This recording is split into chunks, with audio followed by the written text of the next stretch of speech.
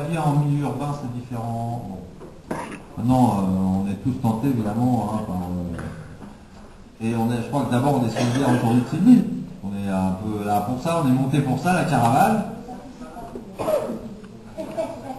Et alors, pour vous préciser, il y a même des basques. Il y a même une basque ici.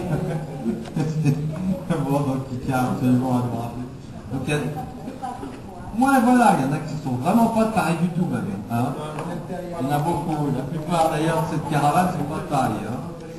Bon, voilà. Donc, je pense qu'il faut plutôt, on va chercher plutôt à converger à certains moments, plutôt que de cultiver nos différences et que ça devienne à la fin des divisions et des conflits.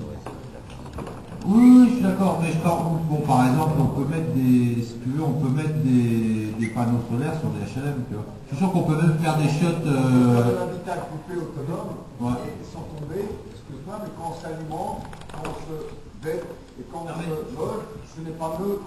Moi, quand si je vais à Carrefour, c'est pas la même chose que quand j'ai acheté chez le paysan sur le marché.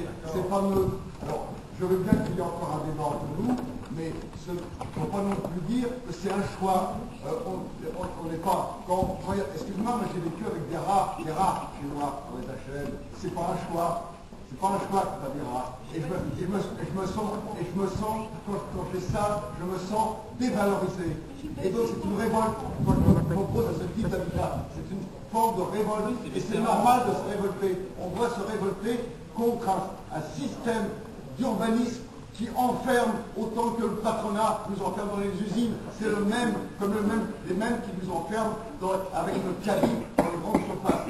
Alors, je comprends, je suis de mon travail, j'ai vécu toute ma jeunesse dans les bosquets. Je connais ce qu'il y avait comme solidarité. Et cette solidarité, elle était détruite par le système concentrationnaire qu'ils ont mis en place. Donc il faut refuser ce système concentrationnaire. Il faut les abattre, ces bars, comme il faut abattre l'usine, comme il faut abattre le capital. Non, il faut abattre l'oppression, il faut abattre les oppresseurs, il ne faut pas abattre les logements dans lesquels vivent les gens, quoi. Je veux dire, faut arrêter. Mais non, mais attends, les logements, il faut.